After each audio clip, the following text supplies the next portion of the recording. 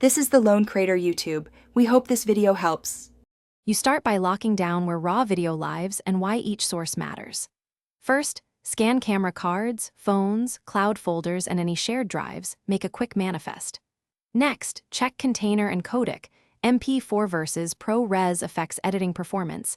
Then pick a fast destination drive and create labeled folders by shoot and date. Once done, copy small test files to verify integrity and playback. Make sure transfers use checksum or verify on copy to avoid corrupted clips later. Now you ingest and structure everything so editing is fast. Use a dedicated ingest tool or controlled copy, then rename with a clear pattern.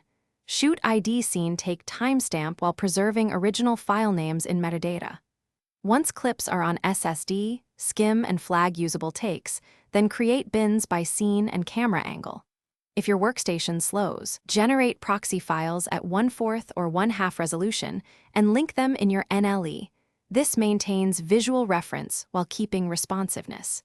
Keep a running log of durations and camera settings. Finish by ensuring everything is safe and editor ready.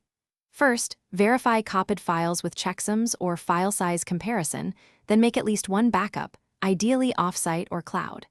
Transcode anything incompatible into an edit-friendly codec before importing, and build proxies if needed. Create a short handoff note with sync points, slate numbers, color notes, and known problem clips. If playback fails, check codec support, GPU drivers, and try relinking proxies. Most issues come from missing codecs or corrupt.